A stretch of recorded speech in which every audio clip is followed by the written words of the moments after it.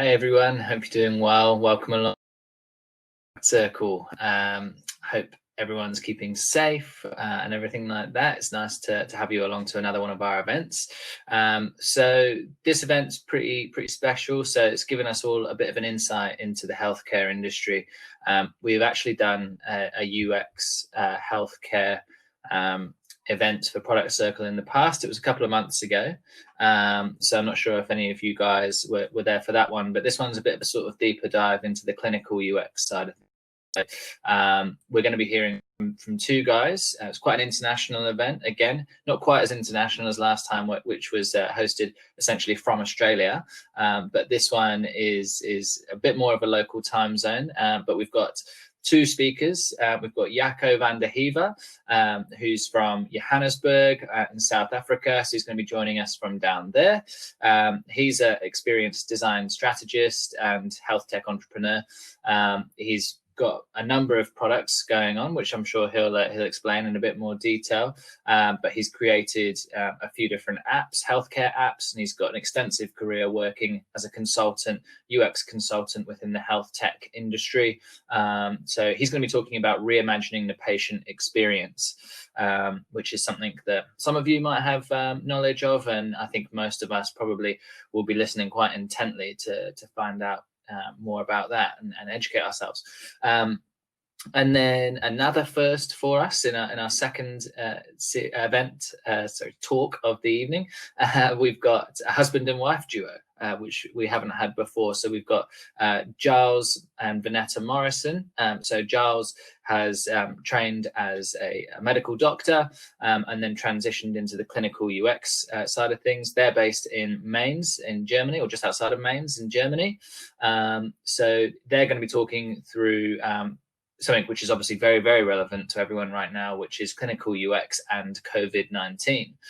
So they'll just be talking through the kind of impacts of COVID-19 in the clinical UX sphere. Gyles works for Boehringer Ingelheim pharmaceutical business. So he's got a really good understanding over the whole sort of UX and digital experience within a pharmaceutical business, and the kind of the extensive UX research they have to go into and the potential impacts of that UX research on the end user, which is essentially patients. So it's really interesting. I think it's a really sort of prevalent topic, and I'm really grateful that these guys and girls could take the time to I suppose get involved and educate us a little bit more. So one thing I do want to mention is, obviously, as with all of our events, these are live. So excuse my mumblings, but if you do want to get involved and ask any questions, then please feel free to do so. If you've got the comments section there, it's probably the best way to get involved. So feel free just to start firing out some questions, and then we'll be having, after each talk, a live Q&A session. So you'll be able to have your questions answered by a panel of three clinical UX experts, which is quite hard to say. So without much further ado, I'll let you get on with it. And I believe Jaco is our first presenter of the evening. Enjoy.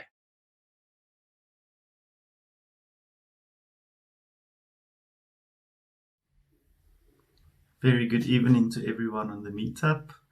My name is Jaco van der Heever, and I'm going to be speaking to you tonight about reimagining the patient experience. So this talk is based on many years of experience that I have working as a clinical UX designer or as a healthcare experience designer. And I'm going to start off just by telling you a little bit about myself. So I've got a background in informatics, which is basically a mix of IT and business. And I've also completed an MBA, and I've spent most of my career in UX design, and I've got quite a few UX certifications as well. I've worked for various companies across the world. I actually started my career at the London Fire Brigade, of all places, where I did some database administration. Then I moved to South Africa and I worked for a couple of companies there, Standard Bank, BSG, which is a consulting company. I worked for Vodafone in South Africa, And about 3 years ago, I started my own company doing consulting work called Sand Dollar Design. So in our consulting business, we focus a lot on healthcare and digital health. And on the side, I've also got a couple of health tech startups that I'm involved in. So my contact details are also on the page. If you want to send me a tweet or connect to me on LinkedIn, you're welcome to. So just quickly wanted to also talk about the health startups that I'm involved in. So the first one is Whole. Whole is a holistic wellness app that helps patients or people to actually look after and take ownership of their own health. And we don't only focus on physical health, but we actually look at all the aspects of holistic health, which also includes things like mental health, what impact your spiritual life can have on your health, what impact your environment has on your health. And also we take all this information and start building up an electronic health record that will be able to integrate into countries' health record systems once those things are up and running in various countries. The second startup that I'm involved in is My Blood Test. So My Blood Test is a South African health startup where we provide pathology services, so things like blood tests and urine tests, to the general public. So my understanding is that this is quite common in countries such as the US and the UK, but in South Africa this has never been done digitally. And at the moment you actually have to visit a general practitioner or a doctor first to get a referral. And once you've got a referral, then you need to go and visit your lab and provide your samples. And then you have to go back to the doctor to get your results. So all of this actually takes up a lot of time. It costs you money to go and see a doctor. So we're actually disrupting this whole market by providing a simple solution where patients can do it themselves. So I also want to speak a little bit about what my company Sand Dollar Design does. So it's our vision to change the healthcare landscape by reimagining the patient and the provider experience to help all of us achieve better health outcomes. We offer a unique service combining clinical experience with digital transformation as well as strategic experience design. And we do this by combining people with the skills in the area of focus, like medical doctors who help us to design better healthcare systems.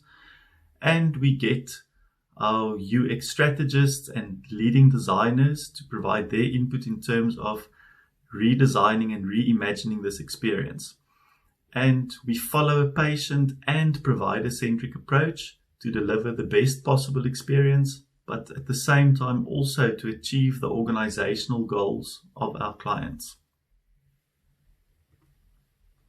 So in tonight's talk, I'm going to be giving you a little bit of background and context as to why it is so important that you need to improve and really reimagine the whole patient experience in healthcare. I also want to highlight the opportunity that exists within healthcare and how you can actually go about tackling that opportunity. And then I'm going to take you through a high-level proposed approach of how you as a healthcare organization, or if you're the team that's tackling the problem, can actually reimagine the patient experience. When it comes to experience, healthcare has really missed the boat. So I've worked across various industries such as financial services, insurance, fast-moving consumer goods, retail, e-commerce. And out of all of those different industries, I can definitely say that healthcare is far behind in terms of actually doing something about improving the experience. And that's both from a customer experience or a CX point of view, as well as a user experience point of view when it comes to designing good systems. So when you think about experience, you can use this model by Pine and Gilmore that was first published around 2010, and they spoke about the different economies or the different kind of revolutions in industry. So the first one was back in the day when you could actually create advantage for your company by literally just getting access to the commodities. So by mining the iron or mining the gold, you were able to actually extract value and create value. But later on, other companies came and they started actually making stuff out of those different commodities. So they would turn the iron or the gold into artifacts, and that's what we call the industrial economy. Then once everyone started making stuff and manufacturing was quite common, the services economy started. And that's when people started saying, okay, so everyone can provide you with these goods now, but how can we actually make life easier? You can do that by providing services. And the last stage, which was identified around 2010, was what they call the experience economy. And this was when they said you could actually start differentiating your organization and creating value purely through the experience, through staging a differentiated experience for your customer. There's also another model which has now become quite popular, and we hear this term quite a lot in South Africa. Our government speaks a lot about this, and it's called the fourth industrial revolution. So quite similar to the previous model, but this is now kind of a new term that's become popular recently. And essentially, as you go through those same phases from kind of the industrial manufacturing, the assembly line to computing and internet, and now into the fourth industrial revolution. And what the fourth industrial revolution is focused on is to actually take all these new technologies that's available to us today, and through digitization and integration of all of these offerings to really start creating new value. And the fourth industrial revolution is fantastic, but it's still critical that you understand what the experience is that you actually want to improve by using these technologies, and how you're actually going to utilize the technologies to improve the experience, not just to implement these technologies for the sake of implementing technologies. And that's what we actually see quite a lot in digital transformation, is that a lot of companies have this mandate that they need to do digital transformation, but they don't really understand the underlying needs of the people that they're designing solutions for. So they think they can just kind of throw technology at the problems and it's automatically going to solve it. But experience design is still a crucial way to unlock the potential in these new technologies. So patient-centered care is quite a hot topic, and you can probably go to any healthcare organization and probably even lots of people outside of healthcare and ask them how important is it to be patient-centric, and everyone will tell you that it is critical, that it's super important.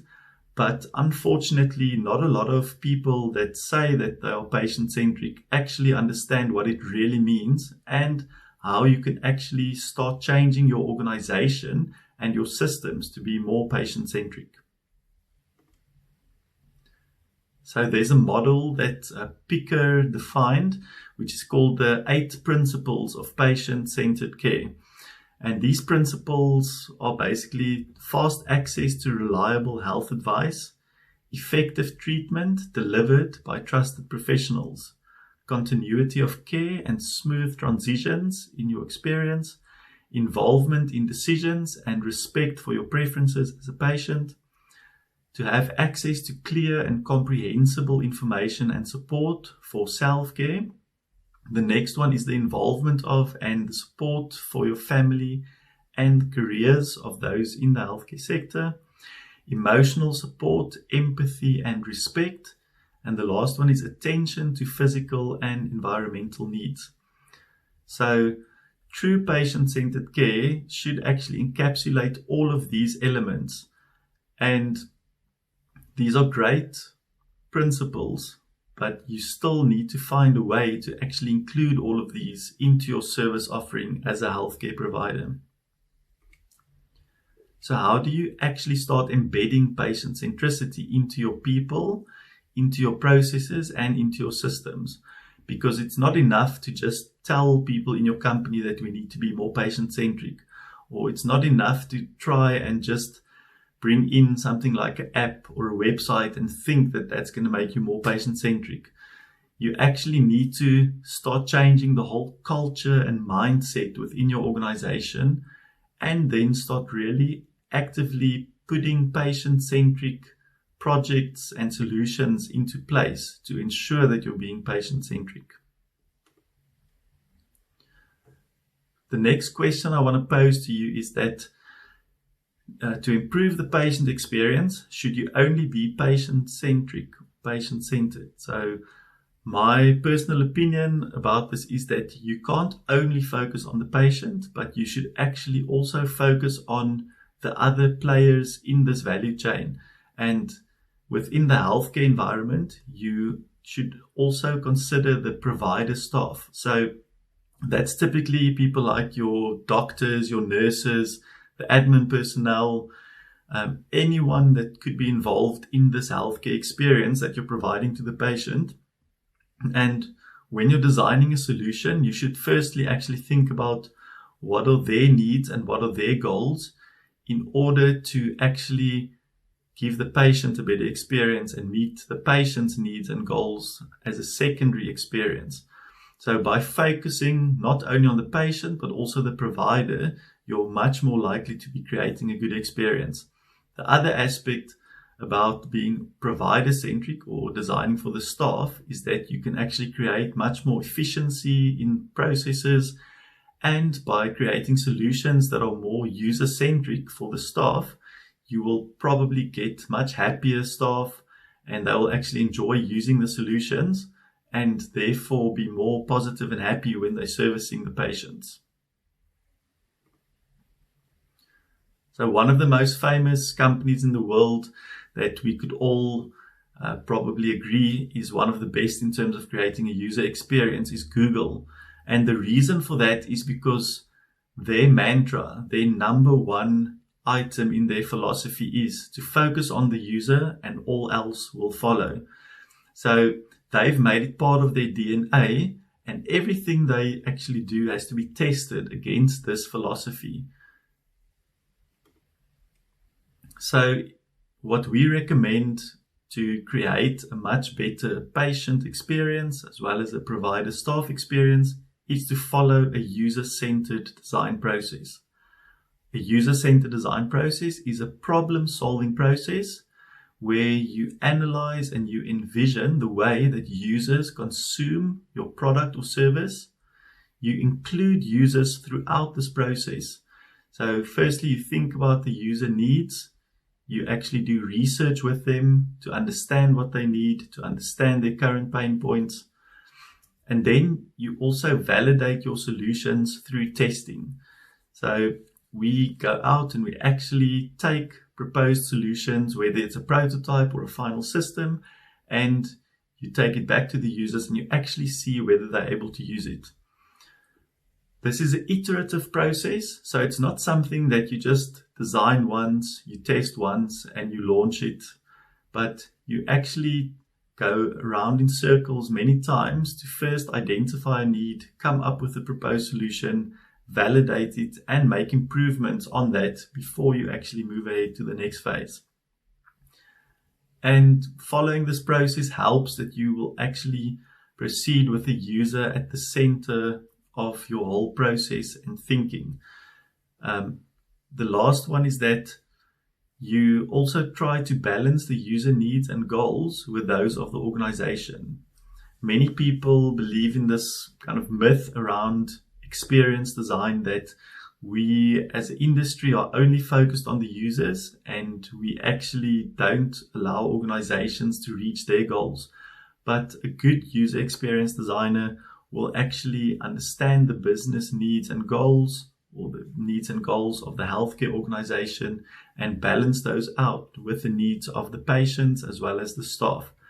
And many times there are actually friction between those, and you have to make some decisions about which way you're going to go.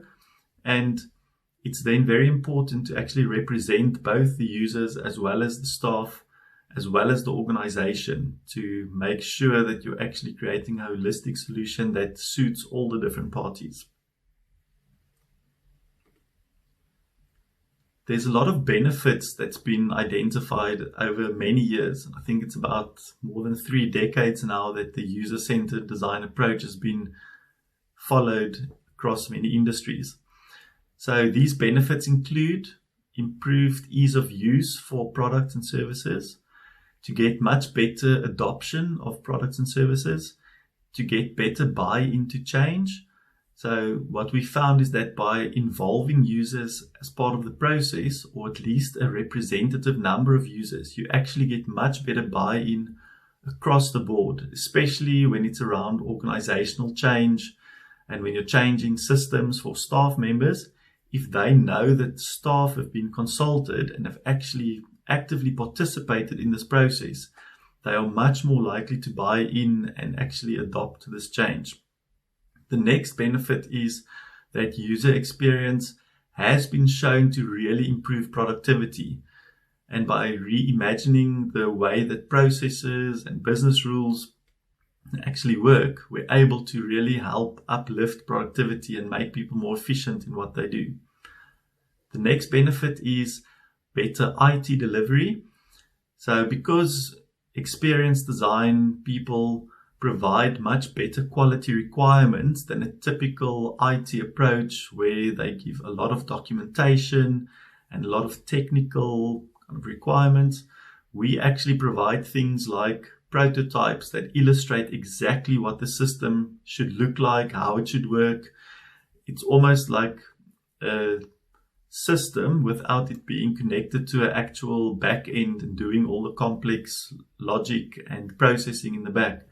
And when IT developers actually get that level of requirements, it's much less difficult for them to actually make mistakes. So it's much easier for them to actually follow the specifications. And with IT projects, there's a massive amount of projects that actually fail. So any way that you can improve the communication with your IT development team, between business and IT, is a big win for any organization. And lastly, a user-centered design approach has been shown to have a massive positive return on investment. So there's a couple of case studies where they've actually shown just by improving your IT delivery, you can actually save between 100% of the costs that you're investing into your IT delivery, and even up to 1,000% of your IT delivery if you look at the benefits after launching a solution and not having to fix issues once you've launched. So there is definitely a massive return on investment with experience design. So experience design really gives healthcare an opportunity to accelerate the way that they deliver experiences to their patients as well as to the provider staff. So there's a couple of ways that you as healthcare organizations can grasp this opportunity and accelerate and provide a better patient experience. The first one is to renew your thinking. So there's a lot of legacy processes and business rules currently embedded into a lot of organizations, including healthcare organizations. And when you start trying to improve the experience or start trying to bring in digital solutions, the first thing you should do is to literally question every single assumption about the current way that things work. So you need to rethink, should this process really work like this? Or is there actually a better way to do this? You should constantly ask yourself, why are we actually doing it in this way? What is the reason? And it could be that the reasons why things are working in a certain way might have actually disappeared over the years. Many times there's compliance or legislation or reasons like that which force you to have processes and business rules in place, but some of those things actually get taken away over the years. So it's really important to challenge the status quo and just ask, why are things done in a certain way? Because what you don't want to do is to go and create legacy problems, legacy processes, legacy business rules in your new digital solution. When you take stuff into a new solution with digital technology, you should really look at it almost from scratch and reimagine what this thing could actually be to provide the best possible experience. The next opportunity to accelerate can be taken by learning from other industries. So healthcare doesn't have to go through this 20-year process of becoming more mature in terms of IT, in terms of digital, and in terms of experience design. Industries like banking and telecommunications have paid a lot of school fees over the last 2 decades to improve on those things. But healthcare doesn't have to go through the same pains. They can actually learn from them and just start applying some of the learnings that have taken place there. Unfortunately, what I do see in a lot of healthcare organizations is that they are almost unwilling to understand the full impact that experience design and digital can have on their businesses. So it's almost like they want to start and go through the same journey and through the same pain points. But I think there's also opportunity to, for example, point people from industries like fintech and from e-commerce and from digital into healthcare organizations, and hopefully they will bring those learnings with them and help to accelerate those organizations. And the last opportunity is to embed user-centric practices within your organization. And by doing that, you will actually get people to change their mindset, to focus more on the users, the patients, the staff, and just come up with better solutions. But it's really a big mindset change, and it's really a big thing. So that's why it took other industries 20 years to get through this, is that they didn't want to put all these organizational changes in place, or they actually fought against it until the case for it was so strong that they could no longer fight it. And now what you see is that most of the banks all over the world have teams of hundreds, if not thousands, of designers actually being core in their businesses and helping to define how their businesses are operating now. So I don't know, if people in this forum are involved in healthcare, they could maybe help to accelerate that process by just learning from other industries, renewing their thinking, and starting to embed user-centric practices earlier in their organizations. So I'm going to take you through a couple of steps of how you can start embedding these user-centered processes in your organization. And this is kind of the 4 steps that we follow at a strategic level to get companies to actually understand the experience of their patients and their staff, and also how can they plan to improve that. So the first step is to ask yourself, where are you today? Who are your users? So by focusing not only on your patients or your customers, but also on your healthcare provider staff, and actually defining who they are. So who are your different patients? Do the different patient groups actually have different needs? Who are your different staff members, and what are their different needs? How do they interact? What technologies do they currently use? Do they use mobile phones? Do they use computers? And if you understand your patients and your staff better, you can actually design solutions that's more tailored towards them. The next thing to ask is, what are their pain points? So what is currently the stuff that's really stopping them from being efficient? Or maybe with patients, what's stopping them from being your patients? Or when they are your patients, what are the worst things that are happening to them in terms of their experience? And it's critical that you actually base this picture of where you are today on user research. So user research is when you actually go out into the field and you conduct things like ethnographic studies, which is interviewing your patients, interviewing your staff, observing them and seeing what's going well, what's going wrong. And you can also do other types of research like surveys or focus groups, although in my opinion, ethnographic research is probably one of the best ways to do it. And by really spending time with the users, you typically get great insights into their pain points and into their needs. one of the tools that we use to communicate who your different users are user personas. So user persona is an archetype of a user that represents a group of users. So let's say, as an example, if you're looking at your staff, you in a healthcare organization could have nurses, administrative staff, and doctors. So you would then go and create a persona for your doctors, a persona for your nurses, and a persona for your admin staff. And then you are almost finding this kind of fake person, but that person actually represents this group of users. And with a persona, you try and create a picture of who your typical user is in terms of their demographic profile, what their motivations are, so what's driving them and what's blocking them from doing certain things, what are their goals and what are the typical tasks that they need to do within the context of your organization, and then also what their preferences are and their technology usage, maybe their educational level.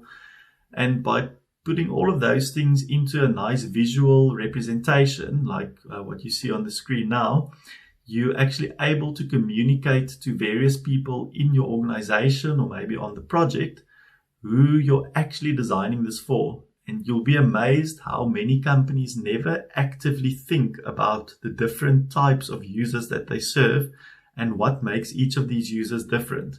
So this is a very valuable tool just to help people actually get on the same page about who you're designing a solution for. Then another way that you can look at what your current state is or what's currently happening with your experience is to create a journey map. So a journey map is a map that tells you these are the different phases in the life cycle of a patient or of a staff member. So here's all the places in their life that they could actually interact with you as an organization. And here's the things that are working well. Here's the things that are not working well. Here's the ways that they are interacting with your organization or maybe with other organizations. And by mapping out this process, you can actually identify where are the key areas that you actually need to improve. So once you understand where you currently are, the next question is, where are you heading? So the idea here is that you should start coming up with a plan of how do you want to improve the experience of your patients and of the provider staff. And what you want to do here is to start creating a very clear picture of what the future can look like. So remember, this is kind of at a strategic level. So the idea isn't to actually go and build this necessarily. This is more to get people in your organization aligned to a vision of being more patient-centric and to start working towards that. So by painting a clear picture of what the future could look like for your patients and for your staff, you could use things like conceptual designs, prototypes, videos, and that helps to create a tangible vision that can really get your organization and your team to rally around and really understand where you're going as a company. So I'm going to show you a video of a future state that a healthcare provider in the USA did a couple of years ago. And this is a great example of what a future vision kind of state could look like.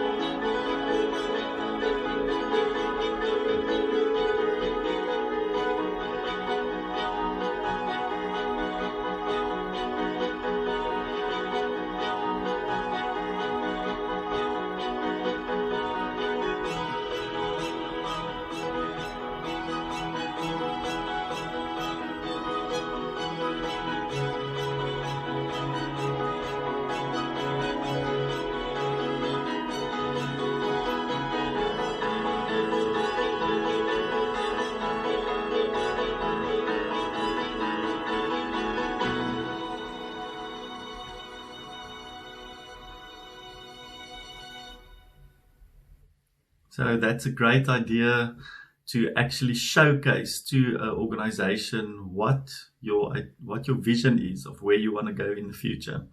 So when you're thinking about what your future as a healthcare organization can look like, it's also important to understand what the trends are that can actually impact on patient experience. So there's different trends to actually consider in this space. So the first one is regulatory reform. So what are the current laws and healthcare kind of associations, rules, and things that might actually change or that might relax to make it easier to provide a better patient experience? A good example of this could be telemedicine. So, for example, in South Africa, our Health Professions Council actually shut down a telehealth organization a couple of years ago because they felt that a doctor couldn't actually give someone a consultation without meeting them in person first. And I think now with Corona or COVID-19, they've actually become much more open to the possibility of using telemedicine. The next one is to understand the way that electronic health records and interoperability is actually enabling a better patient experience, and how a patient should be able to start actually utilizing their own health record across various organizations. The next trend is consumerism, and that's just understanding how the behavior and preferences of your patients will actually be changing, not just in the healthcare space, but across all industries. And with all of these trends, I'm not going to go through all of them. It's important to really understand how can they impact on your specific area of focus within healthcare, and that you can then start actually leveraging these changes to create a differentiated experience for your organization. So once you've got this vision of where you're going in the future and you understand where you're coming from or what your current experience is, you need to start plotting a way between the current and the future state. And that's what we call a roadmap. So the roadmap is typically something that stretches from 1 to 5 years. And you actually want to identify what are the projects and the initiatives and the small building blocks that you're going to start building in order to get you from your current state into your future state. And it's always great to identify things like quick wins, easy to implement solutions first, so that you can start building momentum. And the idea is also to break your roadmap into small pieces where you can start delivering value incrementally. So the idea isn't that you come up with lots of projects and programs that will all only start delivering value or going live within years, but actually break them down into small pieces. So if you follow things like agile delivery method, if it is an IT-driven solution, you can actually start shipping solutions within a very short space of time and creating value and actually measuring the success of those instead of waiting a very long time before you actually deliver a big piece of functionality. So think about how you can break stuff into small bite-sized chunks and start actually delivering value early in terms of creating a better experience. One of the ways that you can do this is to do some showcase projects. So it's not necessarily obvious to an organization that you have to get from your current state into your future state, and they're not all just going to release hundreds of millions of pounds or dollars into your budget to do that. So what you have to do is to start showing the value to them so that people can buy into it more. And that's what showcase projects are great for. So if there's a low-hanging fruit or something where you can start small and showcase some success by doing a proper experience design, implementing a great solution, and showing them how patient centricity is actually paying off, then you'll start getting more buy-in and you'll incrementally start increasing the funding for your experience improvement program. And the last phase of a patient and provider-centric strategy that I want to speak to you about today is metrics. So metrics is essentially how are you going to know whether you're being successful or not. And metrics focus both on organizational goals as well as user goals. So it's both the patient as well as the healthcare provider. And there's different types of metrics that you can use. So the first one is measuring things like productivity. So as an example, we did a project for a hospital group in South Africa, and we took the time for triaging a patient when they walk into the emergency room from an average of 25 minutes down to an average of 8 minutes. So that shows you that we actually saved something like 13 minutes in productivity by changing the way that the process and technology actually helps to fulfill the task of triage. So measuring productivity is a very good way of showing success. The next thing is to measure the experience. So measuring the experience can be done by different types of metrics and measurements. So there's different types like customer satisfaction, customer effort score, and the most popular one globally currently is Net Promoter Score. Each of these metrics has their own kind of flaws, but essentially if you have some kind of a metric that measures customer experience, you can actually use that to drive experience improvement. So for example, if you see in an emergency room that the Net Promoter Score for triage is low, but for doctors' consultations it's high, then you know you need to focus your attention on triage. And it's also vital when you start implementing solutions that you get an idea of what the experience is before and the experience is after you've implemented the solution, so that you can start measuring how successful you are. And then in the healthcare space, it's critical to actually measure the outcomes. So in healthcare, it's all about the care that you actually provide, saving lives and making a difference to people. So these are actually the most important measures when it comes to measuring success. Even for experience, it is vital to actually improve the outcomes in healthcare. And the great thing is that it's been proven that providing a better experience on systems like electronic health records do actually lead to better outcomes.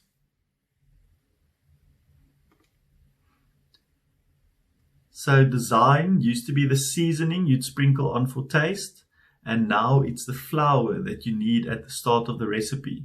So that's what a famous designer called John Maida said, and I really agree with this. Design has become an essential part of most successful organizations in the current era. So in summary, healthcare is definitely behind in terms of providing a great experience to their patients as well as to their staff, but there's a great opportunity that exists to accelerate and actually overtake some of the other industries and accelerate the improvement of experience. By utilizing the proven processes of user-centered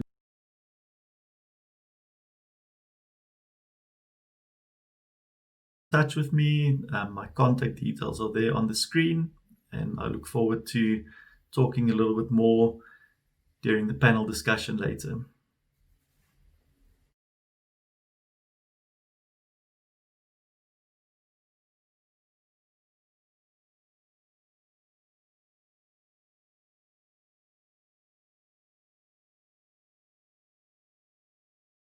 Okay.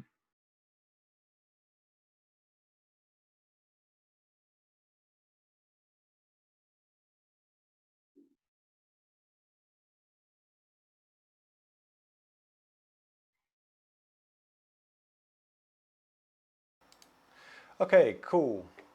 Sorry for the delay there, everybody. So that was a really good talk there from Jaco. Excellent. We're just going to go to the Q&A. So if anybody has questions, please do throw them over. Curious to know, Gyles and Vanetta, what did you think of that? And do you have any questions? Yeah, I thought it was a really, really good talk.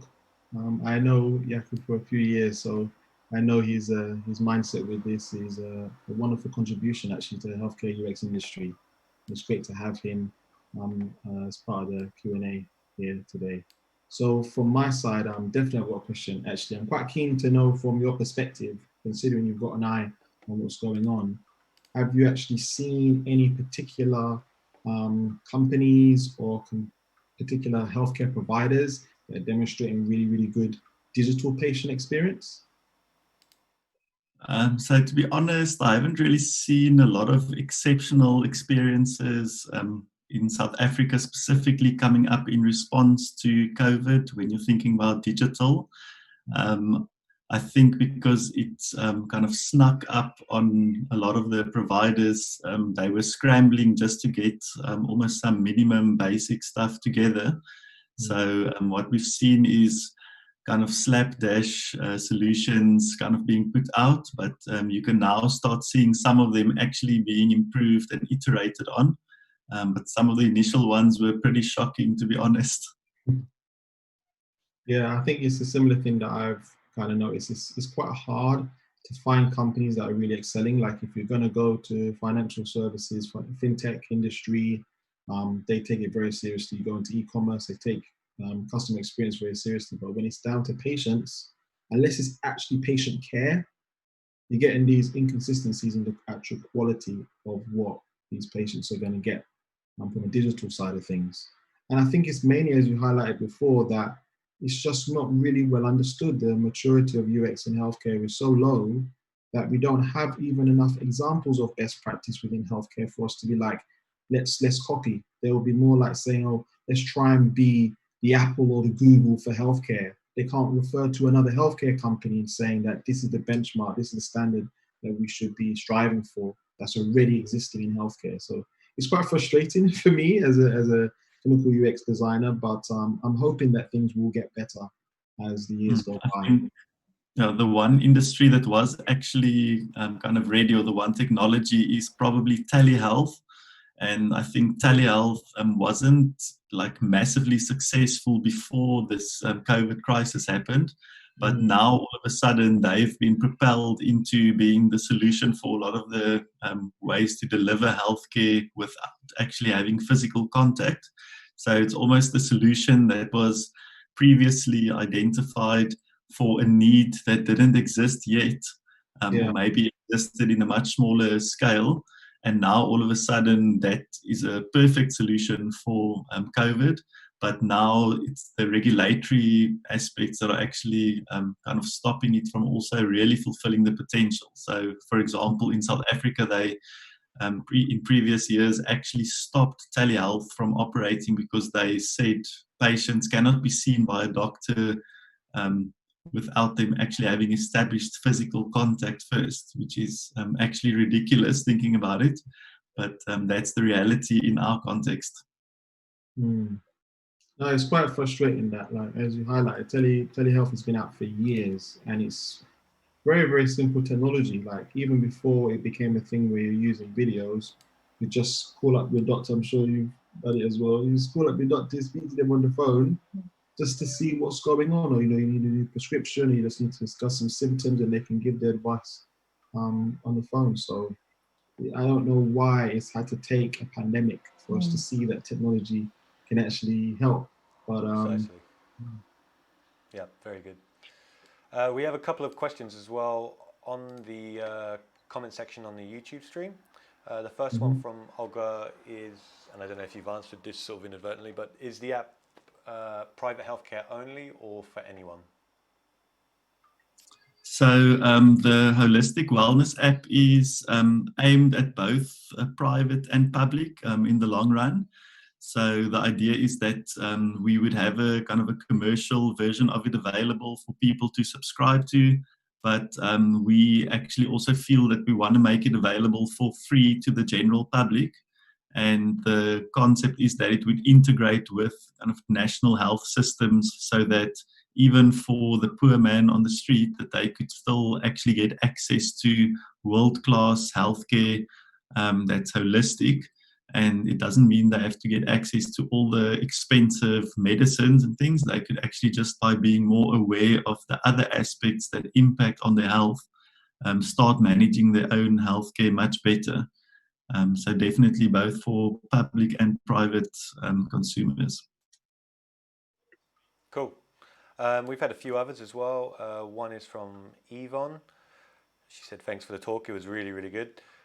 What, if any, differences in approach do you advise for B2B focused products compared to B2C?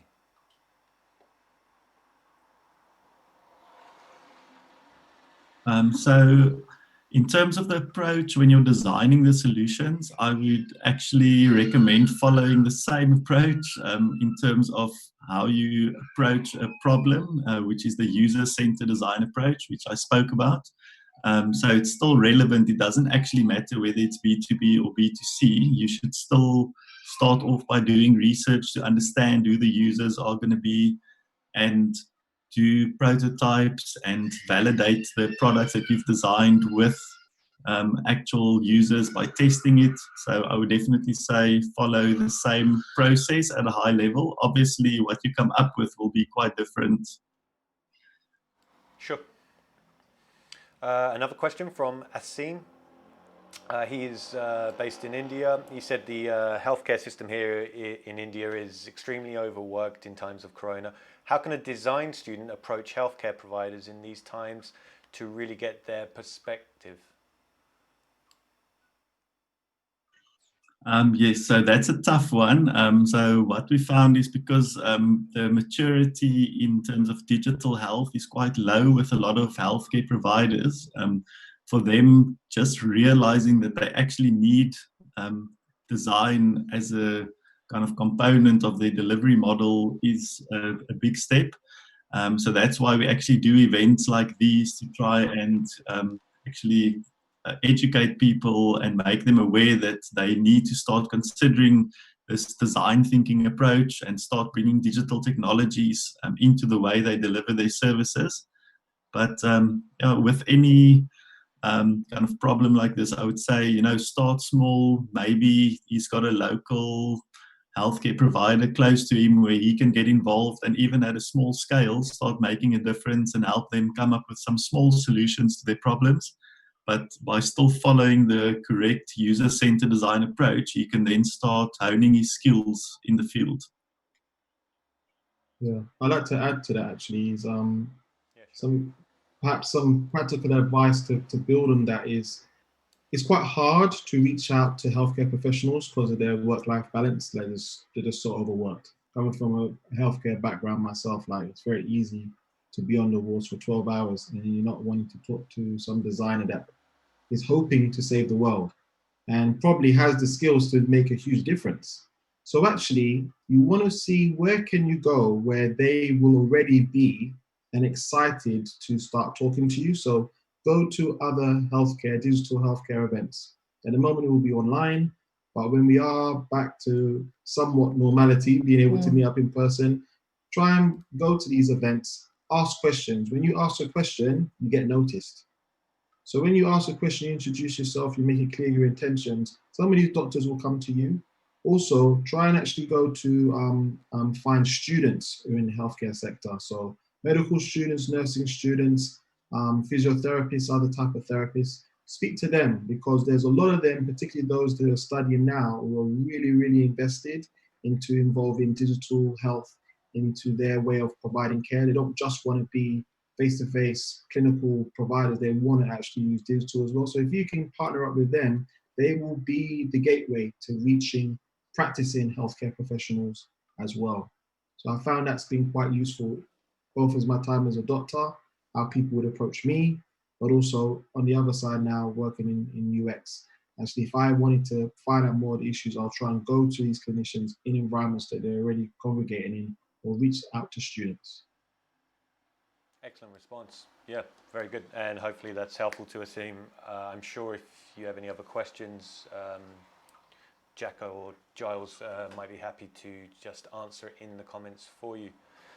We're going to get over to the next talk shortly, but I'll just try and fit in one more question, which was from Whale. I hope I've said that correctly. He said, is this a traditional app or web-based? Also, how do you hope to capture users of feature phones? Okay, so it's actually an iOS and Android app. So we've decided not to go for the web-based app because our first kind of MVP version is actually targeting premium users that's willing to pay for it. And then the second iteration, once we've done that round successfully, we'll start looking at how do we make it more accessible to lower income kind of users. So later on, we'll definitely consider things like web app, websites. Feature phones are actually still around, but the projections are that in the next 2 to 3 years, the majority of users, even in very poor countries, will actually be using smartphones. Great, cool. Okay, so I think we should keep things moving, and we'll move over to the next presentation by Dr. Gyles and his wife, Vanetta. We're just going to take a quick pause. We'll be back in about 30 seconds.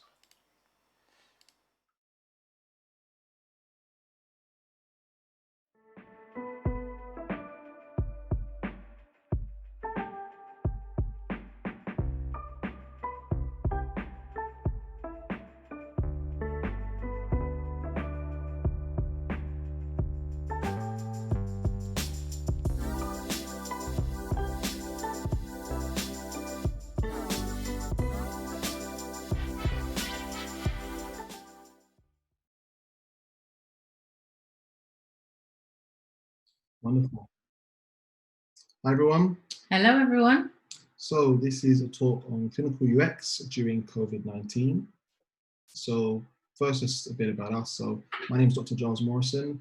I work as a clinical UX specialist. So after previously working as a medical doctor for 3 years in the United Kingdom, I've then spent the last 6 years working in digital health and clinical UX. So that's looking at user experience specifically within the realm of healthcare technology and services that either provides outputs for clinicians themselves or for patients. And I am Vanetta Morrison. I work as a counsellor and also as a life and career coach. So my background is more on the psychology and mental health elements of COVID, which we're going to address further today. So going through the agenda then, first we'll just set the scene with some of the key statistics or observations that we've seen with what's going on with COVID-19 at the moment. Then we're going to look at 6 psychological responses of people to COVID. So this is based on some observations that I've done over the last couple of months. There's been a lot of research to gain from, to learn from. Then I'll be looking at health seeking and health providing behaviors. So in a bit more detail, looking at how do people actually get healthcare services and what's happening on the people who are providing those healthcare services to the general public. And then we'll end looking at ways to optimize health during COVID-19 from both our respective roles as clinical UX and counselor. Yeah. So, setting the scene, we all know that COVID-19 is something quite serious. Yeah. We'll talk a bit more about how serious some of us feel it is compared to others. But in principle, you know, the situation at the moment is not great. So we've been very familiar with this dashboard that comes from the Johns Hopkins website. They've been tracking what's actually been going on with the number of deaths in countrywide, and then looking actually what's happening with regards to people actually being cured of COVID-19, how people respond. As you can see, there's been almost 11 million people infected. There's been over 500,000 people who have died globally. Yeah. And the biggest area for concern would be in the United States. It's a very large population, but considering the size of other populations, there's much bigger countries, so there's clearly something going on in the US compared to China, compared to India, you know, where there's much larger populations. And the fact that even in like the top 5, we're not seeing it highlighted with African countries. In fact, African countries are amongst the lowest affected. Doesn't mean people aren't getting sick. It's just that the response that's being made there is much, much less. And then the other things to keep in mind as well is the fact that when you look at how people are actually responding to COVID-19, it's very, very broad. not just on an individual level, but at a governmental level. So Yes. again, looking at US, for example, you'll notice that there may be some guidance that's coming from federal government, but actually individual states have their own different responses because they have that freedom to actually do something as independent states from what's dictated from the federal states. So there's been now a rush of certain pubs and clubs being opened up to the general public, which is now causing more people to then get infected. And we're now starting to see further outbreaks. If not, actually, we're now getting potentials of second waves. I think you were looking recently, Vanetta, at the fact that France is preparing for a second wave. Anything you want to add to that? Yeah, just with regards to the inconsistencies and the strategies of kind of reopening the economy and going back to the business as usual as much as we can within this. And we actually live in Germany, and there's been a rise in things happening here. You were reading up as well about this recent outbreak that we're facing here. Yeah, so there's a meat factory in western parts of Germany that has been involved in one of the most recent waves of outbreaks, where we've had 1,500 infected, which means that our R rate, which everyone keeps talking about, has been affected, even though the cases are rather low, because of the fact that Germany didn't actually have that many cases to begin with. Yeah, it was very unexpected. And the nature of it being a meat packing factory, you know, is actually there's about 7,000 people that work there. Yeah. But if it's 1,500 of them that's been infected, we're talking about a quarter of the people, which is a huge number of people to be infected. It makes sense if they're in close proximity working in such an environment, but it's something that we need to be concerned about, is that the way we respond to instructions or way we respond as individuals is vitally important. We'll be talking a lot more about this as we go on. So, of course, you know, there's going to be all kinds of ways that people do respond on an individual level.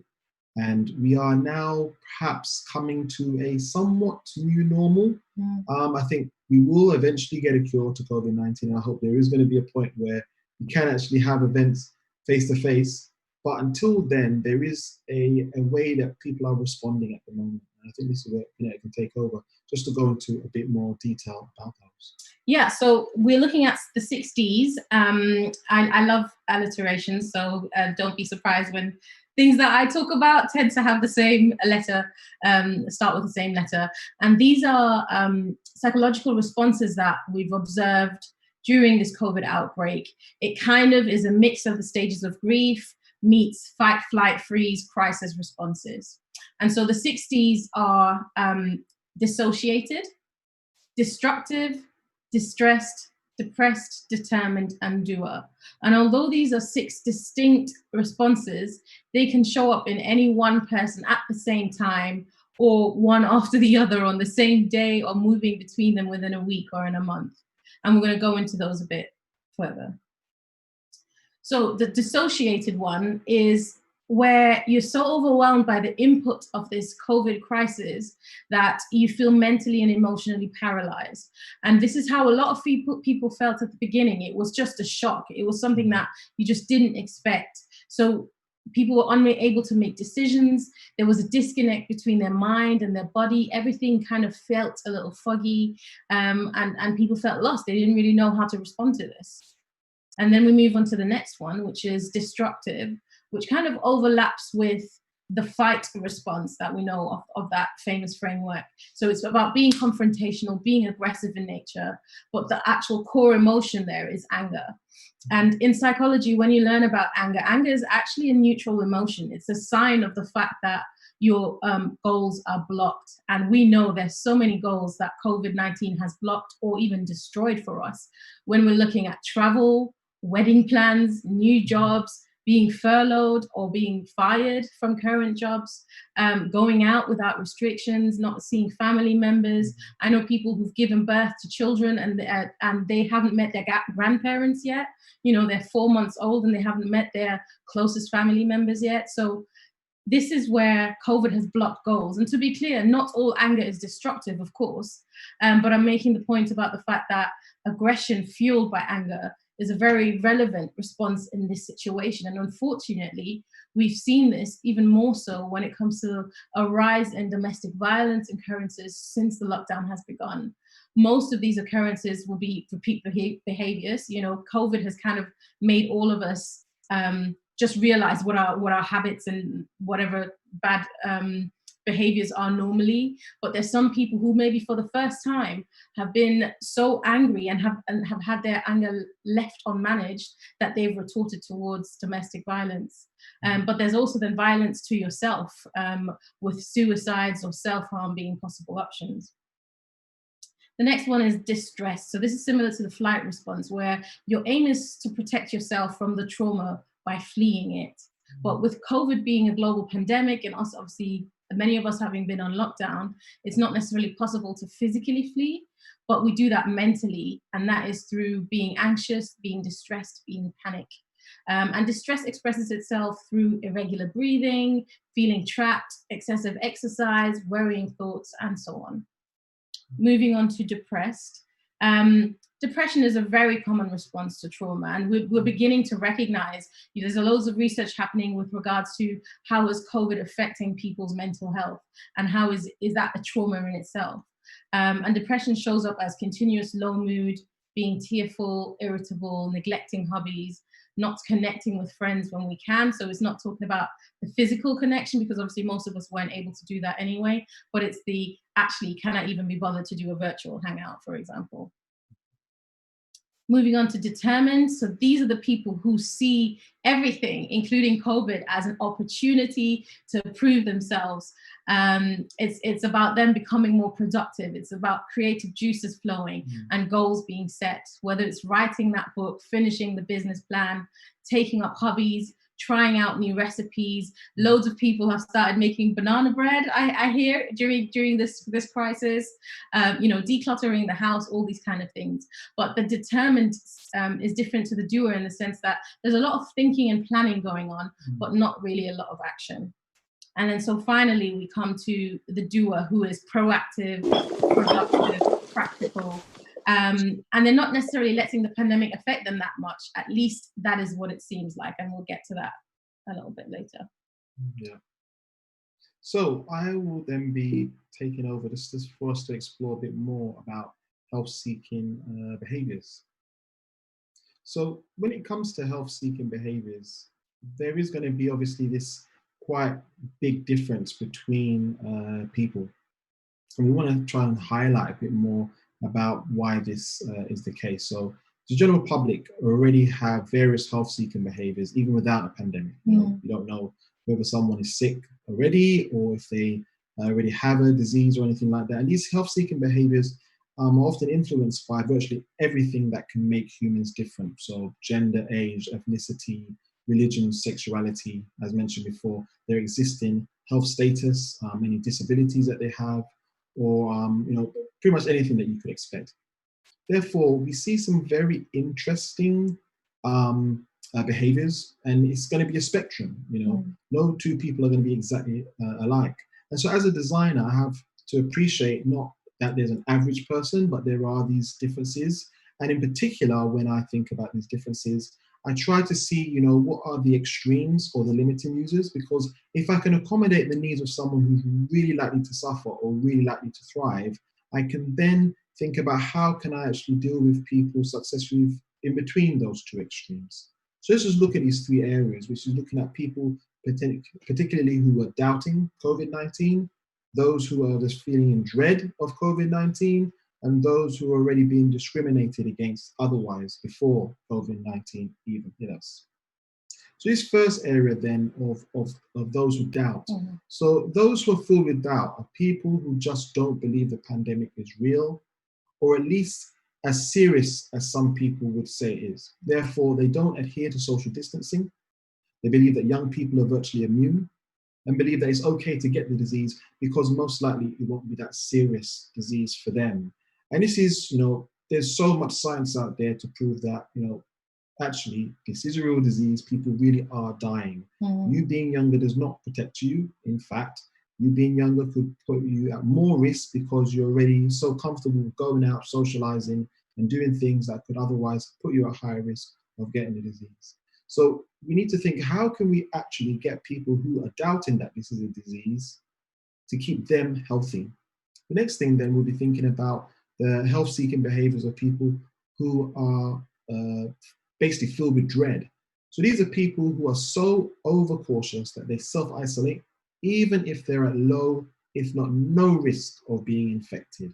And they do this so to protect themselves and even to protect others. They may even be willing to avoid going to a healthcare provider. Now, this is particularly dangerous, more so of the mindset that actually, if you really need medical assistance, staying at home and delaying seeking a healthcare professional is putting your health at risk. It's making you more susceptible to deteriorate, if not die of your disease. And it really is something that we need to think about. How do we deal with people who are likely to just keep themselves at home, so that actually, even if they are at home, that we can still give them the medical assistance that they need, be it reassurance or actually being able to give them very specific instructions on when or when not to leave the home to deal with their medical problem that they've got.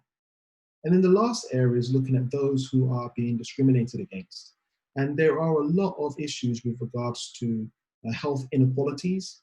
So a very common one would be that down to social economic status. So I'm talking about the fact that someone may be of a lower financial situation, the money at home is quite low, and even on an educational level, these are people that haven't necessarily got a degree, which doesn't mean that you're not intelligent. It just means that you might be less likely to get insights on how best to improve your health.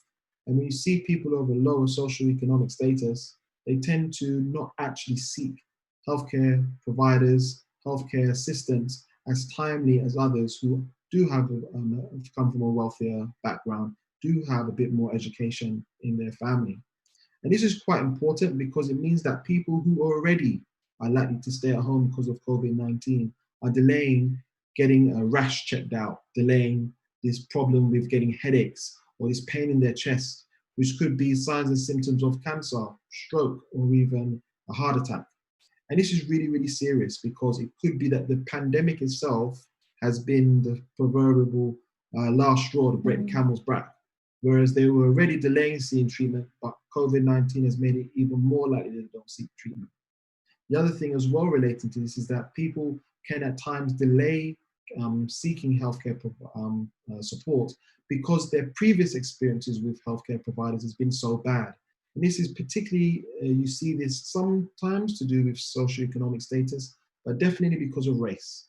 You know, I've seen as a medical doctor, patients that come to the hospital much later presenting with diseases because previously they've had bad experiences with the healthcare professionals that's given them support, or rather the lack of support in the first place. And we'll talk about this a little bit in a bit.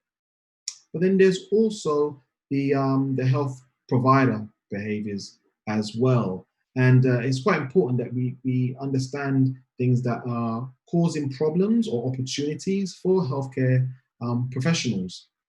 So as a result of the pandemic, healthcare providers have to find ways to ensure that these three key issues, particularly those who are doubting and those who are filled with dread, that these people stay healthy no matter what. The pandemic is making it more difficult to maintain health, but you're not just trying to treat people who are infected with COVID-19, you're trying to keep people healthy in general. Women are still giving birth, you know, and people are still dying even just of old age. You know, there's still the normal healthcare provision needs to be provided. Now, when I refer to healthcare providers and healthcare professionals, it's quite a wide range. It could be individuals such as doctors, nurses, and other healthcare professionals, but it can also be all the way up to governments and international health bodies such as the WHO. Now, one of the particular areas that we find is particularly for, I can say, not just other healthcare providers and healthcare professionals, but those in positions in science as chief science officers and chief medical officers that advise the governments. A big problem that they face is actually having to ensure that the right information is being given to the general public.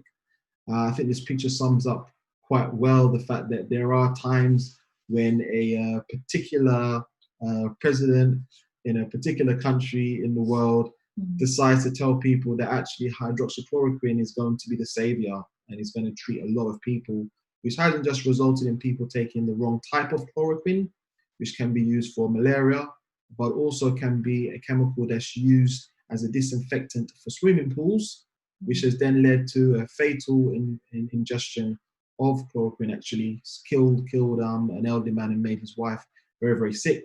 And they completely attribute them taking that fatal dose to what Trump has told them to do. They believe their commander-in-chief was actually there to help them, and actually he brought one of their demise.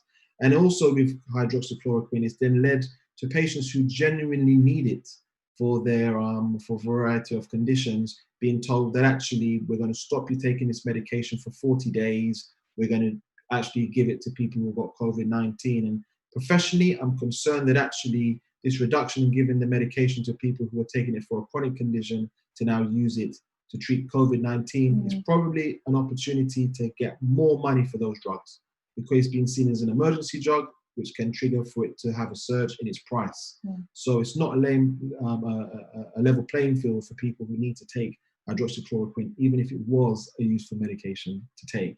But this bad advice and bad guidance is a really massive problem. And we'll talk a bit more about how we do need to look at how we can combat this in order to keep people healthy. The next area is the fact that, healthcare providers, by the nature, and I can relate to this, the reason you go into medicine, you go into the healing profession, is that it is important to you on a deep personal level to ensure that people's well-being is being optimized, that you can keep people healthy. Now, this is particularly important because of the fact that, if we don't have people who are willing to go the extra mile to look after you, who will do it? If it's not going to be your doctor who's going to be willing to save your life, there isn't anybody else. And so it's very common for healthcare professionals who are supposed to just do an 8-hour shift to do a 12-hour shift.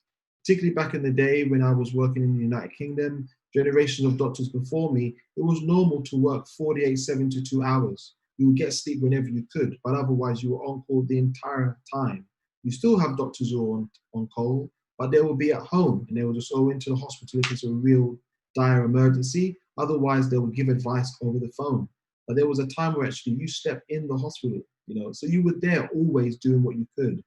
And this picture that's highlighted now is just showing the variety of healthcare professionals who have actually given their lives in the service of keeping other people healthy.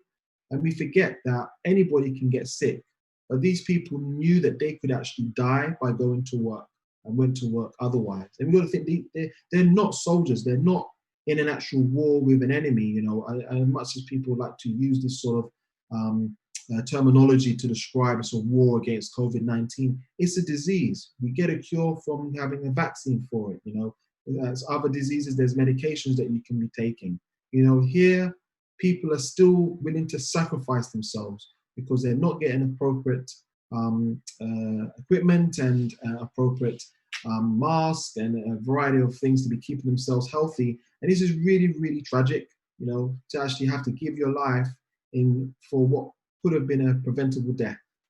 And in the UK, we've had about 300 or so healthcare professionals who have died trying to serve people with COVID-19. And in the US, it's about 600. And back to that point previously about people actually not getting very good care. This is an example of a lady's name's Amy Mason.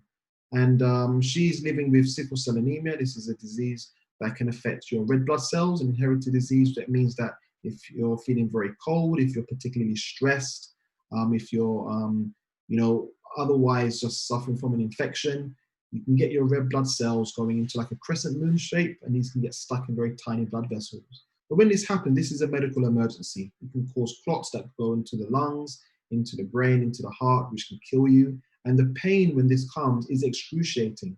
And this is deemed a medical emergency. And literally there's patients that are going into the hospital with a pain crisis. It's not being seen as an emergency. And actually they could have COVID-19 as an underlying disease. And if at least they were being given the very strong morphine and opioid medication that they need to overcome the pain relief, and then have further investigations that could trigger them to be identified as having COVID-19, they could survive.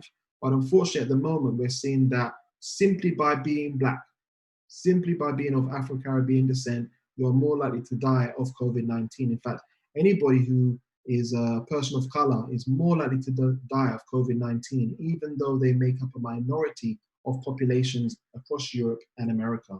So it's not just COVID-19 that is causing problems here.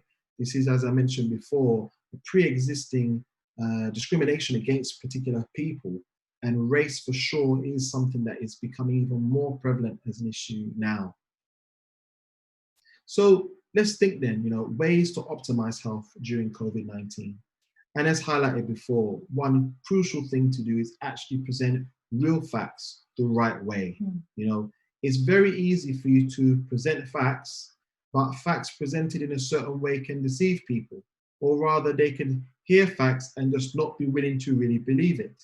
And worse still is actually you can be presented information the so-called right way, but be deceived into thinking that actually it is real when it's all fake. So an example here is highlighting some advice specifically regarding what you could be doing if you are actually suffering symptoms of a cough. And this was actually, I've put up Bob as a generic, I didn't want to name who really sent this as a WhatsApp. This is a real WhatsApp message that I have personally received. And, it's giving advice to say, well, if you cannot hold your breath for a certain amount of time, for 10 seconds, then you must have COVID-19 and you must have widespread fibrotic lung disease. And it's the biggest load of nonsense. Now, the reason why people have believed this to be true is that it's suggested that it's come from, I think it says Stanford Hospital or something like that, which again is not a real hospital. There is no studies that backs this up, and this is completely fake advice that's being given. There talks about the fact that you should avoid drinking ice water or drinking drinks with ice cubes. That's not going to make COVID-19 worse. And you can't say that 27-degree heat is going to kill the virus. Otherwise, how comes people that are living in very warm climates where it's 27 degrees now are still getting sick? So it's nothing to do with temperature, it's nothing to do with drinks. If you ever see a message like this, please, first of all, just Google a snippet of it, just to see if it really is true facts. But most of the time, it actually isn't.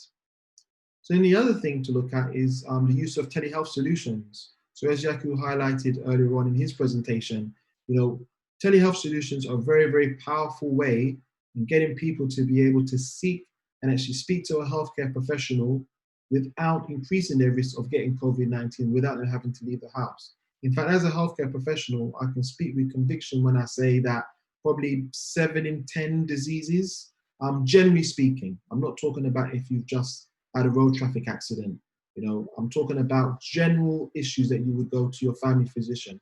About 7 out of 10 of those can be completely diagnosed with a treatment plan provided simply through a phone call. I'm not saying it's not important to go and see your doctor in person. There's many instances that even if you're being clearly diagnosed with a urinary tract infection, getting a urine sample will still be useful. The fact that you're, talking about a lump that otherwise has been described and we realize it's probably not cancer, but still being able to be seen by a doctor to check out anything else to see if there's any other issues you have, could have checked for, some other underlying disease that you didn't even realize that you have. So face-to-face appointments will always be important, but we're seeing that actually we're getting a huge rise in dealing with healthcare professionals over the phone or via video, and patients still getting the care that they need. And then the next area we'll look at digital therapeutics. So for those who aren't already familiar, digital therapeutic is any digital product which prevents, treats, or manages a disease. And I'll probably add to that the fact that this needs to be evidence-based. There needs to be some sort of research that's been done to prove that this can help you.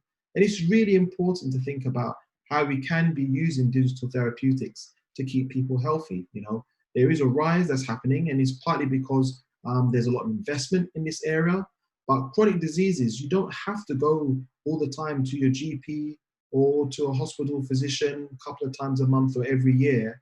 There's a lot of times now where your chronic disease could be managed through an app that can measure your vital signs, measure the medication concentration in your blood, measure your symptoms through what we call patient-reported outcome measures, so a very simple health questionnaire that can assess, and we need to have healthcare professionals involved in the design of such technologies so that they really are validated.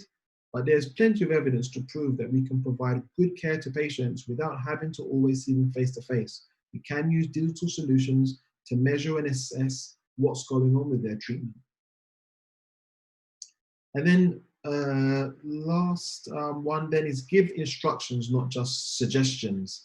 And this is really, really important. And I was quite inspired by watching the original Men in Black. You know, you can't expect that an individual is going to be smart enough to be able to deal with issues on their own.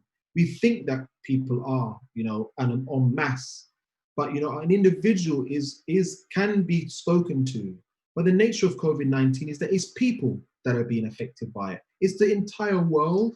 So you can't speak to the general public on a one-to-one level. You need to speak to them en masse. You know, I'm sure we've been there in certain countries. You go to the traffic lights, everybody just walks across the road. One person knows it's dangerous to cross a road unless you see a green man or a green light saying for you to go, but people just go because others did it. And this is why you need to have clear instructions. It's not about controlling people because, as Jay was saying here, that people are stupid. It's not necessarily that they're not smart or dumb, but it's the fact that actually they can go on impulse. Mm-hmm. And unless you can ensure that certain behaviors are running well by most people, then you can then ensure that other people would be following. So, and this is the problem with the poor instructions that some governments can give to their citizens. They're not focusing on, well, what is actually the best way to get everybody to adopt this? So moving back to you, Vanetta. So yeah, when we're coming into, on an individual psychological level, how can we support people going through the different responses?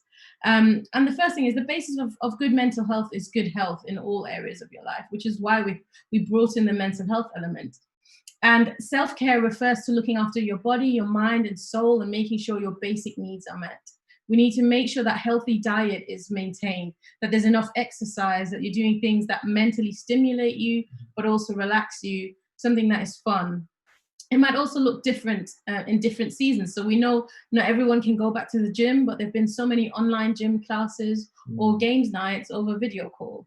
And self-compassion has to do with being kind to yourself despite tripping up. You know, we need to remember that after all, we are in a global pandemic, so we need to cut ourselves some slack. Yeah. When we look at the different personas as such, those who are dissociated or distressed, grounding techniques and control are the most important things. These are the basis of those is anxiety. So when we talk to people about anxiety, it's about breaking that what if the worst happens cycle and anchor them back in the here and now moment. So remind yourself and recognize there are still things that you can control, even if COVID-19 is consuming. Focus on the things you can control, even if they're as small as what am I going to wear today? What am I going to eat today? Just focus on the things you can control. Also, minimize your intake of COVID-related information to no more than maybe once a day, and ideally, literally just what you need from your local government advice. There's so many conspiracy theories out there. There's so much rubbish and trash out there, and we want to make sure that we're not overwhelming our nervous systems with things that are actually not true. The next one is for those who are being destructive. If you're a victim of domestic violence, you need to contact the relevant support helplines in your country. Call the police. It doesn't matter if it's an unprecedented time. It's not acceptable for anyone to be violent towards you or people in your household. The same goes if you or someone you know is having suicidal thoughts or is self-harming. Please seek help. Call the police. In addition, it might help to seek a counselor to work through your anger in a safe way. Then we've got those who are potentially depressed. If you already have a clinical diagnosis of depression, then you should definitely get in touch with your GP. And like Gyles was saying, a lot of people's ongoing healthcare issues aren't being regarded at the moment because people are just focusing on COVID. But if you already have depression, you should be speaking to your GP. You should be speaking to a mental health care provider. If your symptoms are, if you feel like you're having new symptoms, have a look at, again, having a conversation with your GP, seeking out a counselor. There's so many counselors offering online therapy at the moment. And other suggestions are things like self-help guides, mindfulness activities. And then finally, for the determined and the doers, I would recommend coaching and counseling. So it's looking at time management, productivity hacks. The downside of being a doer is the fact that you can actually burn out, or you might be hiding emotions behind your actions, or you're just doing things for the sake of doing things. So again, it's about making sure your self-care routines are strong, that you're spending time reflecting and resting, and also making sure that what you're doing is connected to your greater purpose. So thanks for listening. Thank Please you. Stay in touch. You can find us on LinkedIn. You can send us an email. You can also find us on our respective websites. For me, clinicalux.org, and for you, Vanetta? It's blueprintway.com. Thank you.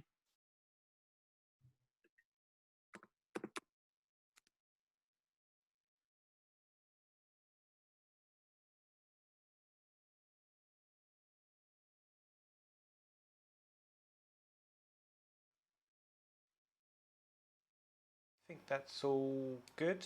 Yeah, excellent. Thank you very much. It was an excellent talk and really, really interesting. I think we've got a question already from Jaco, of all people. He said, which new habit did you personally start during COVID-19?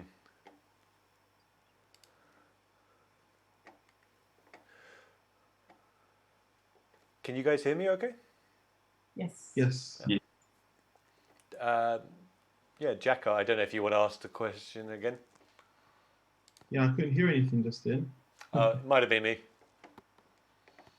So, Gyles and Vanetta, I wanted to actually just ask you more of a personal question. So, which new habit did you guys personally start during COVID-19?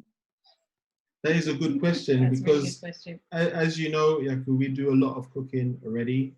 We've actually got our Instagram page, That Morrison Kitchen. So there is quite a lot of food there. And we moved house actually on April 2nd. And it's a bigger kitchen, and it's a nice kitchen. And that gets used quite regularly. And I think, I don't know if there's been anything in particular that we've been cooking more than usual, though. I don't think so. And this is the thing. I think we've been trying to, because we moved countries and then we moved house within the new country. We've not really had time to kind of look at new habits and setting new routines yet. We're just kind of managing the chaos at the moment. Yeah. So I think there's not been much chance to adopt Yeah. New habits, apart from, I suppose, being indoors so much. Like I am quite a homebody anyway, but it's just not feeling like, oh, just go down to the shops and maybe go to a nice restaurant or go to the cinema. You know, there's been, I tell you what has been a habit actually. There's been a lot more watching of the Netflix, Disney Plus. That's definitely gone on the rise now. Yeah. So yeah, a lot more TV watching, I think. Yeah. That's good. There are a few questions in the comments. We have from Sean. What are some of the challenges that you found with telehealth solutions? Yeah, that's a really good question. I think perhaps the biggest challenge with telehealth is just how slick is the onboarding experience for a patient. So I've seen solutions where telehealth has literally been the doctors telling the patient, can you use Skype, please? Now, what people forget is that if you're using Skype, you need to have an email address. You need to create an account and then log in so that you can then go into the call, and then you need to find the person that you're going to have the call with, or they need to find you and invite you. Now, if you've never used a computer before, you might as well tell them to go and resuscitate this person who's just dropped down dead in front of you. Like, this is an overwhelming task for some people. We take for granted that actually it can be about, a third of the population of the world regularly uses a computer. Like, when you see everybody's got a smartphone, it doesn't mean that they've always got a computer that they're using at home. And so having a solution where actually all it is like a link in a text message that's been sent to somebody, and then you click that link and it takes you straight to a browser and you're automatically in the call. Now, this is perfect. And it's not just perfect for someone who is okay with a smartphone that's got text and it opens up a browser, but it's okay for someone who is tech savvy. And this is one of the beautiful things about user experience, is that when you identify those who are going to struggle the most, who need to be helped, if you can help them, you're going to help loads of other people as well. So I think that's probably the biggest area in telehealth, is how easy are you getting the patients to be able to use this telehealth solution in the first place? Yeah, there's some good points there. And something that I was wondering was that, yes, this integration of apps in healthcare has been a long time coming now. So how do you get the right apps to the right people? What does that look like? You know, does it have to come from doctors directly, like a prescription? Or, you know, how does a private company get a relevant application to a user? Does that come through advertising, or is it recommendation and word of mouth? This is a wonderful question, and there is different strategies that's employed. I think by far the most effective way to go from we've made a great app to it actually having measurable positive impact on someone's health is when it's prescribed. If you can get a healthcare professional, doctor, nurse, even pharmacist, if they tell a patient, use this app to improve your health, almost 100% of the time they're just going to do it because it's part of their treatment plan. When it comes to advertising, this is where brand recognition is quite important. So there's the likes of Babylon Health, which there's times where actually there's very polarizing views on how good Babylon Health is as a solution in the United Kingdom to provide access to a doctor over the phone or video conference call. And, you know, but because it's so in the news, because we have people like Matt Hancock celebrating Babylon, a lot of people rush to use it. And so actually it becomes a situation where the advertising is not just how much money does a company have, but can you actually get the support from people in positions of power, positions of authority? I think the other thing to keep in mind actually is, are you as an individual looking for these apps? And then if you're looking for them, are you aware of what would be the right criteria to measure if they're going to be helpful or not? So you can find all kinds of healthcare apps on an app store. Most of them are going to be garbage. Most of them are going to actually be dangerous, particularly ones around mental health. They could make a lot of claims that have never been validated through some sort of trial. And so generally speaking, I would avoid using medical apps unless a healthcare professional has recommended it, or perhaps some sort of patient advocacy group or patient or a disease foundation. If they are recommending it, then it's more likely to be useful. But if it's a general app on the App Store, I wouldn't recommend it. Sure. Yeah. We have some other questions as well. Siegfried, who I think might actually know you, he said, thank you for the clear message. How did COVID affect your Congress? Does the online event work well? And he said, nice to see you again. So I think in general, doing online events is the way forward. There's been events that I've been trying to do, which all just shifted to online.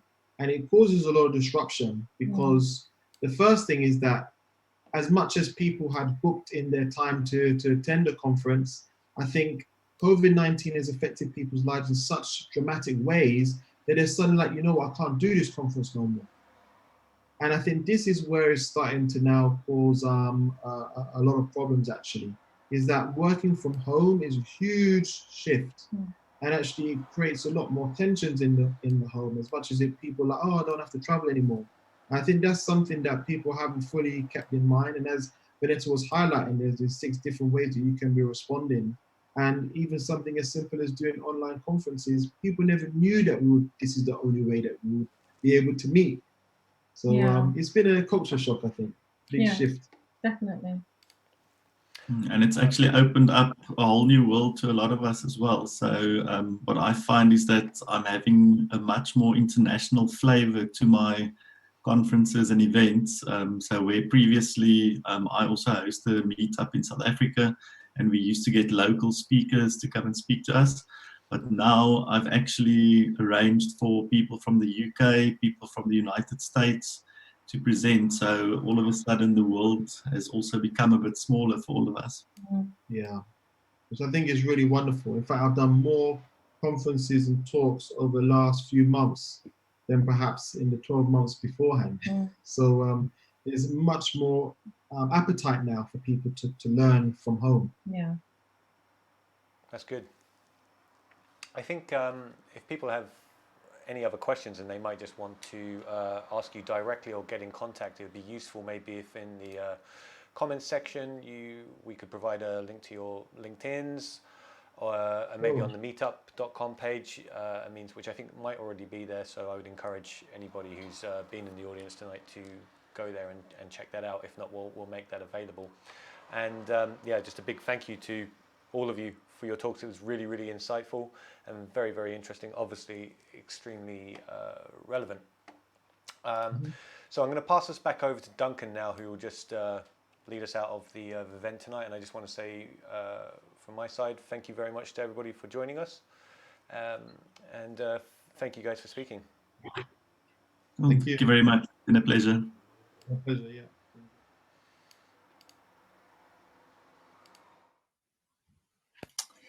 Well, guys, thank you so much to Jaco and Vanetta and Gyles for all of their great content, and yeah, thank you for tuning in and getting involved as well.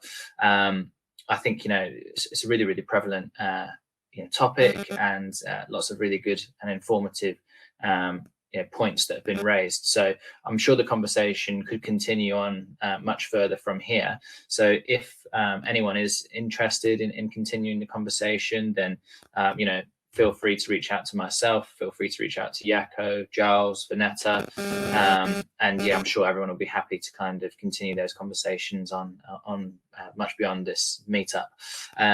But yeah, so it's obviously really great to keep these things going every month. We couldn't do it without the support from Pusher and Alex, so thank you very much to those guys. Thanks very much to Libby and Jimmy, who have worked hard in the background marketing this event. And yeah, really, if anyone does have any questions for me or collaborating for a future event, who knows when we're going to be back doing these things in the offices, but I think this is a really good way of sort of breaking down any kind of geographical barriers that we might have had previously, and able to get much more insight into sort of how things work, globally as well. So yeah, really, really enjoyed this one, and I hope you guys did too. And we'll see you for the next one. Cheers.